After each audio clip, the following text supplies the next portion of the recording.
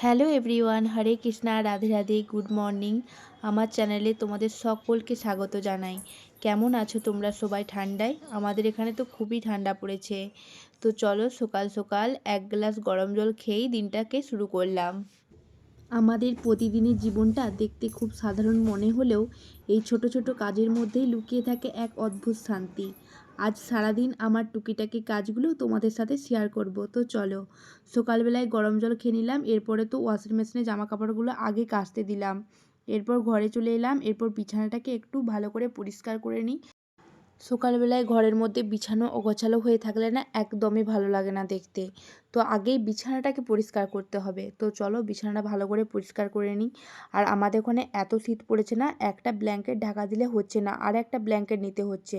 তোমাদের ওখানে কেমন ঠান্ডা পড়েছে গো? আমাদের এখানে যেন খুবই ঠান্ডা, জলে যেন হাত দেওয়া যাচ্ছে না, একদম বরফ হয়ে যাচ্ছে।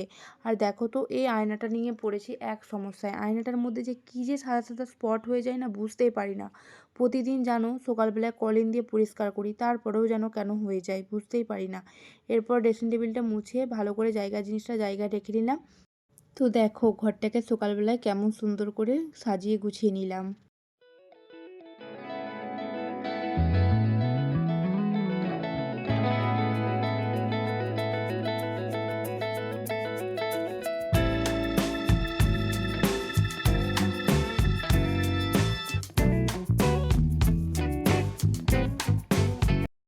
ঘর তো অনেক গোছানো হলো, এরপর নিজের যত্নটাও তো নিতে হবে নাকি?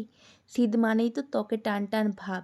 ঘর গোছানোর পর হাত পা ধুয়ে যখন পছন্দের ময়শ্চারাইজারটা মাখি, সেই মুহূর্তটা না বেশ প্রশান্তি। সকালবেলা কাজ সেরে নিজের স্কিন কেয়ার করাটা না ভীষণ দরকারি।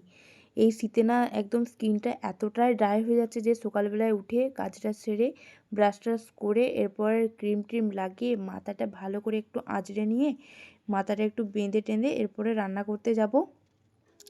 সকালবেলা নিজেকে একটু না গুছালে না সারাদিন একটুকুনো ভালো লাগে না, কাজেতেও এনার্জি আসে না। তো সকালবেলায় দেখো রান্নাঘরে চলে এসেছি, এরপর গ্যাসটা একটু মুছে নিচ্ছি। রাতে তো সব কিছু কাজ সেরেই ঘুমাই, কিন্তু সকালবেলায় উঠে একটু গ্যাসটা না মুছলে যদি রাতে কোনো পোকামাকড় যায় তখন একটা, এই সকালবেলা না কাজ করতে যেয়ে মনে হচ্ছে যেন হাতগুলো কেটে পড়ে যাবে, এতটা ঠান্ডা লাগছে। কিন্তু কি করব বলো, আমাদেরকে তো কাজ করতে হবে। আর নিজের রান্না এই কাজ টাজ নিজে না করলে না একদমই ভালো লাগে না। এখানে চালের উপর ডাল দিচ্ছি, দেখেই তো বুঝতে পারছো যে আজ কি রান্না হতে চলেছে। একদম ঠিকই ধরেছো, আজ হবে খিচুড়ি, আজ তো নিরামিষ। তো দেখো চালের মধ্যে মুগ ডাল, ছোলার ডাল আর অড়হর ডাল নিয়ে নিলাম। আর আজ না সেরকম কিছু বাজার করা হয়নি, রবিবার দিনেও বাজার করা হয়নি, ঠান্ডার জন্য বাজারে যাওয়াই হচ্ছে না। আজ ঘরে যা সবজিপাতি আছে সেই সমস্ত কিছু শেষ করে নেব, এরপরে আজ বাজার যাব রাত্রেবেলা, তারপর বাজার করে নিয়ে আসব। তো দেখো এখানে ঘরের মধ্যে একটু বাঁধাকপি, সিম টিম, বেগুন, মটরশুঁটি, বিন, অনেক কিছুই সবজি ছিল। সব কিছুই সবজি ছিল কিন্তু অনেক কম পরিমাণে ছিল, আজকের মতো হয়ে যাবে। তো সেই সমস্ত সবজিগুলো একটু টুকিটাকি করে কেটে নিচ্ছি, কেটে নিয়ে খিচুড়িটা বসিয়ে দেবো। আমার তো অনেক সকালে উঠেই রান্না করতে হয়। এই তো সকালবেলা উঠে ঘরটর গুছিয়ে নিয়ে ঘরটর মুছে নিলাম একটু হালকা করে। এরপর গোপালকে সকালের প্রসাদ দিয়ে এরপর আমি রান্না করে নেব। রান্না করে নেওয়ার পর স্নান টান করে তারপরে দুপুরবেলার পুজোটা দেব। আমাদের রবিবার ছাড়া সকালবেলায় কোনো দিনও ব্রেকফাস্ট করা হয় না, কারণ আমাকে অনেক সকালেই রান্না করতে হয়। কোনো দিন রুটি, কোনো দিন ভাত, কোনো দিন খিচুড়ি, এরকমই রান্না করি, কিন্তু সেটাই আমাদের দুপুরে আর সকালে হয়ে যায়। যেহেতু বাবাই খেয়ে অফিসে যাবে, তো আজকে তো সেই জন্য খিচুড়ি বানিয়ে নিলাম। আর শীতকালে না একদমই ভাত খেতে ভালো লাগে না, 3 দিন হয়ে গেল যে ভাত রান্না করাই হয়নি। বাজার থেকে এত সুন্দর সুন্দর বেগুনগুলো নিয়ে এলাম, সামনে থেকে দেখার বোঝার উপায় নেই যে ভিতরে পোকা আছে, কিন্তু দেখো ভিতরে কত বড় পোকা।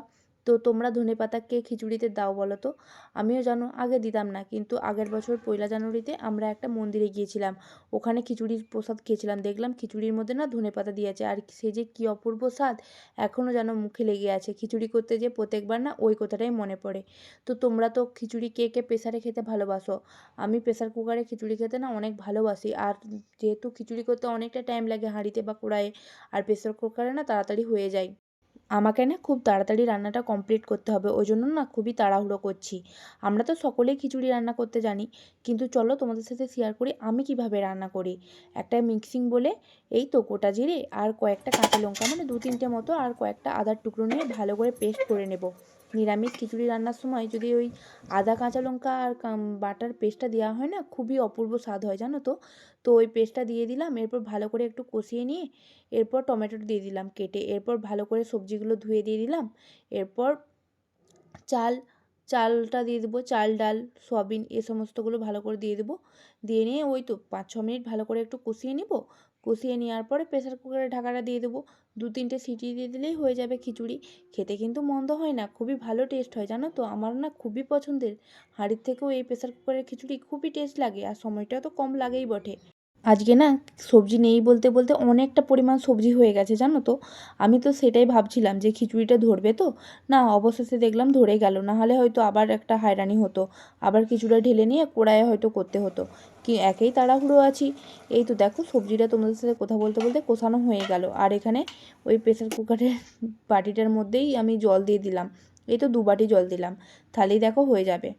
তো চলো খিচুড়িটা ওদিকে হতে যাক, আমি তোমাদেরকে একটা গল্প শেয়ার করি চলো। গল্প নয়, এটা আমার সাথেই ঘটে যায় একটা ঘটনা।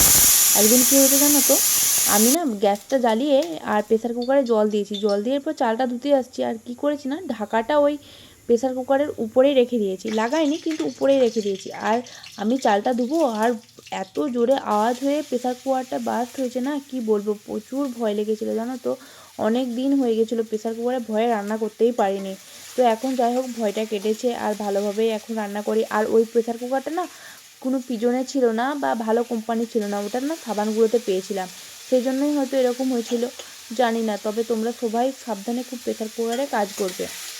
তো দেখো এদিকে শুধু খিচুড়ি করলে তো হবে না, খিচুড়িতে খাওয়ার জন্য একটা তরকারিও করতে হবে। পোস্ত দিয়ে না খিচুড়ি খেতে খুবই ভালো লাগে, ওই জন্যে কয়েক টুকরো আলু কেটে নিলাম, 3টে নতুন আলু, আর বেগুন ছিল অর্ধেকটা, ওইটাও কেটে নিলাম। তো ওইদিকে দেখো কড়াইয়ে ওই জিরে ফোড়ন দিয়ে, সাদা জিরে ফোড়ন দিয়ে আমি ভাজতে বসিয়ে দিয়েছি। অনেকে পোস্ততে জানি কালো জিরে ব্যবহার করে, কিন্তু আমার কালো জিরেটা না পার্সোনালি অতটা ভালো লাগে না, সেই জন্য আমি সাদা জিরে দিয়ে করি, ওটা কিন্তু খেতে মন্দ হয় না, খুবই ভালো টেস্ট হয়। আর এদিকে মিক্সিতে দেখো পোস্ত বাটবো, আর এই পোস্ত বাটা হয়েছে একটা ভীষণ বড় সমস্যা, একটু পোস্ত তো বাটা যায় না, ওই জন্য মিক্সিং বলে দেখো একটু পোস্তটা ভালো করে একটু ঘুরিয়ে নিলাম, শুকনো পোস্তটা। এরপর আদা কাঁচা লঙ্কা টমেটো দিয়ে ভালো করে জল দিয়ে আস্তে আস্তে পেস্ট করে নিলাম। ওই তো 2-3 বার ভালো করে পেস্ট করে নিলেই কিন্তু খুব ভালো করেই পেস্ট হয়ে যায়। তো দেখো আমার পেস্টটা হয়ে গেছে, আর এদিকে ভাজাটাও হয়ে গেছে, লাল লাল হয়ে গেছে। এরপর আমি পোস্তটা দিয়ে দিলাম, খেতে কিন্তু খুব সুন্দর হয়েছিল জানো তো, খুব ভালো লেগেছিলো খিচুড়ি দিয়ে খেতে। অনেকেই দেখেছি পোস্ততে হালকা মিষ্টি বা চিনি দিয়ে খেতে ভালো লাগে, কিন্তু আমরা জানো তো চিনি দিই না। আমার একটু পোস্তটা ঝাল ঝাল খেতে ভালো লাগে, আমার না প্রচুর ঝাল খেতে ভালো লাগে। তোমরা কে কে আছো যে ঝাল খেতে ভালোবাসো? তো দেখো এদিকে একটু নুন কম হয়েছিল, একটু নুনও দিয়ে দিলাম। তোমাদের সাথে গল্প করতে করতে আমার কিন্তু আজকের রান্নাটা খুব তাড়াতাড়ি কমপ্লিট হয়ে গেল। এই তো পোস্তটা ভালো করে কষিয়ে নিয়ে বাটি, মিক্সি ধোয়া বাটিটা, জলটা একটু দিয়ে দেবো, হালকা করে ফুটে গেলেই আমি পোস্তটা নামিয়ে নেব। আমাদের বাবাই আবার একটু জল ঝোল ঝোল পোস্ত খেতে ভালোবাসে, আর আমিও ওর সাথে থাকতে থাকতে আমারও তাই একই অভ্যাস হয়ে গেছে। এদিকে তরকারিটা হতে থাক, আর আমি এদিকে কয়েকটা বাসন আছে ওগুলো ধুয়ে নিই। এদিকে দেখো আমি আরেকবার এসে বাসন ধুতে ধুতে নাড়িয়ে দিলাম। ঘরদোর পরিষ্কার থাকলে না নিঃশ্বাস নিতেও ভালো লাগে জানো তো। নিজের আপন জায়গাটা মনের মতো করে গুছিয়ে রাখার মজাই আলাদা। জানো এত ঠান্ডা যে বোতলের জলগুলো না মুখে দেওয়া যাচ্ছে না। এই তো বাবাইকে এখন খেতে দেবো, সেজন্য একটু জল গরম করে নিচ্ছি। এই তো একটু হালকা গরম জল করে নিয়ে কাঁচের বোতলের মধ্যে ঢেলে নেব। একটু হালকা গরম না হলে একদম মুখে দেওয়া যাচ্ছে না। আর এই কাঁচের বোতলগুলো নিয়েছি না মহা বিপদে জানো তো, ভাবছি এই গরম জল দিলে ফেটে না যায়। এদিকে দেখো তোমাদের সাথে কথা বলতে বলতে আমার খিচুড়িটাও হয়ে গেছে, এক প্রেসার কুকার ভর্তি খিচুড়ি হয়েছে জানো তো। আমাকে খিচুড়ি করলে না রাতের জন্যও একটু রাখতে হবে, রাতে একটু খিচুড়ি না খেলে আমার না মন ভরে না। এদিকে বাবা দেখো খেতে বসে গেছে, আর মোবাইলে একটু কি টুকিটাকি কাজ করছে কে জানে। আর ওকে দেখো খাবারটা গরম গরম বেড়ে দিয়েছি, এখন তো আমি খাবো না, ও খেয়ে অফিসে চলে যাক, তারপর আমি স্নান টান করে আমার গপু সোনাকে আগে খাইয়ে নিই। খাইয়ে নেওয়ার পর আমিও তারপরে দুপুরের খাবারটা খেয়ে নিয়ে এই তো গাছগুলোকে একটু দেখে নিলাম। রোদের তো দেখা নেই, ভাবি একটু রোদে বসবো, কিন্তু রোদ আর আসে না জানো, ওই জন্য ছাদেও যাইনি। শীতকালে যদি একটু বাড়িতে একটু ফুল না ফুটে ভালো লাগে বলো তো। আমার তো বেশি গাছ নেই, এই তো কয়েকটাই আছে মোটে, কিন্তু ফুল হয়েছে মোটামুটি যেটুকু আছে, খুব ভালো লাগে জানো। কি সুন্দর হলুদ হলুদ অরেঞ্জ ফুল। তো আজ ছাদে যাইনি, জানলার পাশেই বসেছিলাম, এভাবেই কাটলো আজকে আমার দিনটা।